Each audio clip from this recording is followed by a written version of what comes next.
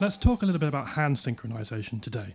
And I want to cover this topic because it was mentioned in a comment on one of my previous videos, but it's also a deceptively challenging thing to achieve. It's not particularly easy to get perfect hand synchronization.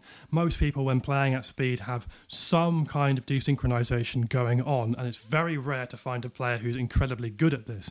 So this is a real skill to practice. Now, there's only a few ways of actually practicing hand synchronization because it's not really down to just practicing the thing until it works. You have to hyper-focus on which notes are not in sync. And there's a really good way of working this out. So if I play that same phrase, just going to do just a 6-note cell, just going up a scale, something like this.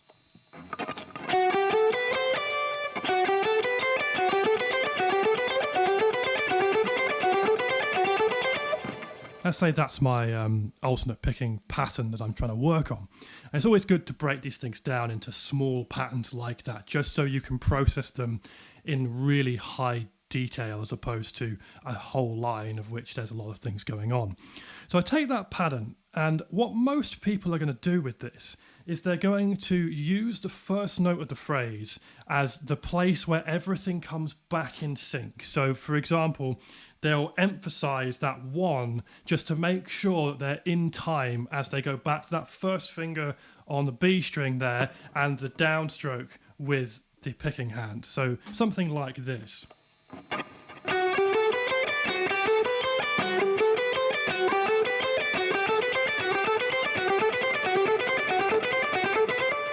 Etc. You can kind of hear me emphasizing that downstroke there. And that's a good way of starting, but most people don't then take the next step with this, which is to think, well, what happens if I try and emphasize every single note in this phrase? So for example, instead of the first note of the phrase, there's 6 notes here, let's take the second note and try and emphasize that. It sounds something like this.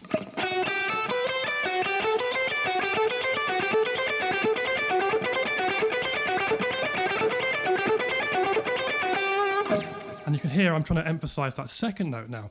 It's a bit of a rhythmic brain teaser, this. It's not the easiest thing to do, but it really helps you fine-tune where these problems are. If I do the third note, it sounds something like this.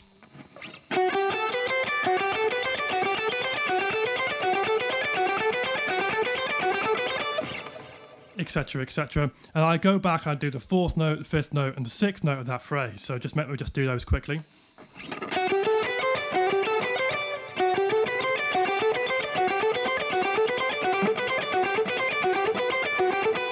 Trying to emphasize the 4th note, 5th note.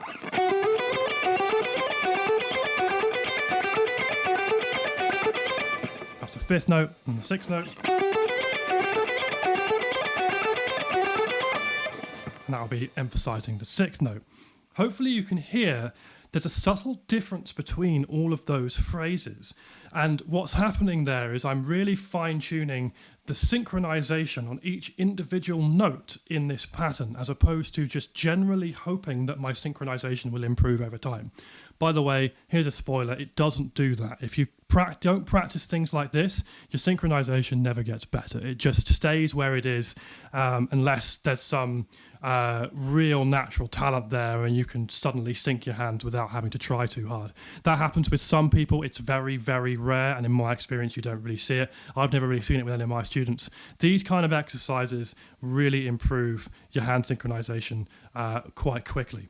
So that's the first thing. Now, let's talk about other things that actually affect hand synchronization here. One of the things to be very careful of is if you are hitting a string with your pick. I'm just going to grab a demonstration pick here to show you this. If I hit a string and the pick sort of deforms a lot before it goes through the string, so we get this kind of real deformation of the pick in the hand in terms of it just like sliding like this and then going through the string. That's going to throw you off because effectively what's happening is you've made the picking motion like this and you've expected the string to ring out at a certain point in that picking motion, and instead of ringing out when it's hit the string, it's now deformed and then gone through the string. So there's 2 ways of dealing with this, one of which you've got to be very careful of, and one of which is maybe a little bit easier. I teach a lot of relaxation stuff on this channel, so this one might be a bit counter to what I've done before. You can try and grip that pick a little bit harder. Bear in mind, though, when you're doing this, that the only thing that is tense here is the grip, and the rest of the forearm and the wrist tries to stay as loose as possible. This is very difficult to do if you haven't worked on relaxation before. So again, if you want to go on back to some of my older videos and have a look at some of the relaxation techniques that I teach in those, I would highly recommend doing that before you try and tense this grip up, because if there's any tension anywhere else, you're just going to exacerbate it and make your technique worse. So you can do that, and what that does again is it allows your hand to remember that when it hits the string, it goes through the string immediately, because there's no weird deformation things going on here. So you can kind of see what's going on between those two different techniques. And it means that your brain realizes when it's hitting a string and going straight through a string, as opposed to having two different sort of impulses sent. One which is the hand moving, and the other one is the pick actually going through the string, which is a little bit counterintuitive. The other thing that helps here as well is making sure you're not too deep in the strings. Generally speaking, more than maybe 2-3 mil through the string is pretty excessive, I would say. And ideally, we want to be quite a lot less than that.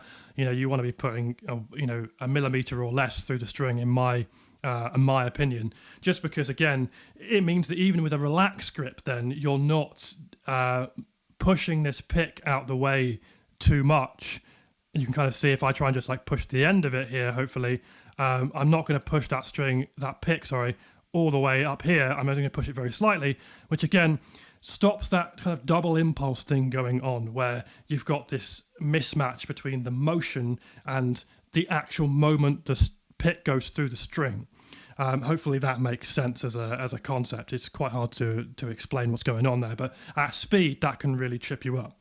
Now, the other thing to work on with a fretting hand here is just making sure that each note is dead in sync at a very slow speed. So one of the things I like to do is this sort of fast, slow playing, which sounds a little bit strange, but it's a good way of practicing things.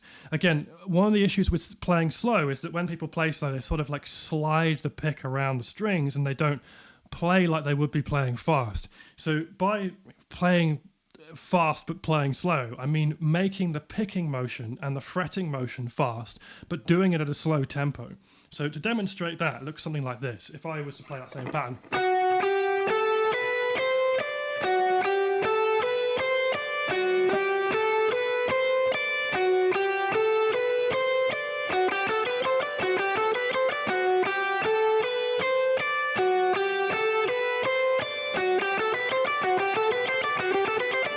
Hopefully you can see what I'm doing there is I'm imagining I was playing that at a really high BPM, but I'm trying to make the pick motions as fast as I can, but there's not that many of them because I'm playing at a really slow BPM in reality.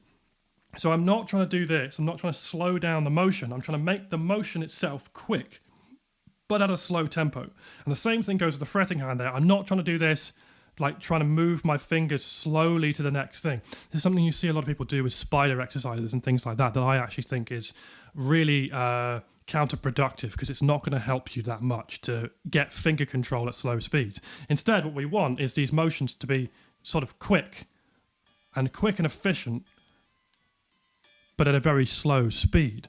Hopefully you can see the difference there, and gives you a few ideas of what you can practice with these techniques. So if you're working on hand synchronization, that's pretty much all you need. There's no other exercises, at least to my knowledge, which are going to improve your playing as fast as those will. Now, bear in mind that you can break down any pattern, any sequence into these cells of which you can practice one note at a time and emphasizing one note at a time. It's not the most exciting thing to do with your spare time, but these are the kind of exercises that have really quick results and that really iron out the problems in your playing very quickly, as opposed to just grinding away without much idea of any improvement in the near future. Okay, so give that a go. Let me know how it goes, and any comments, leave them in the comments section.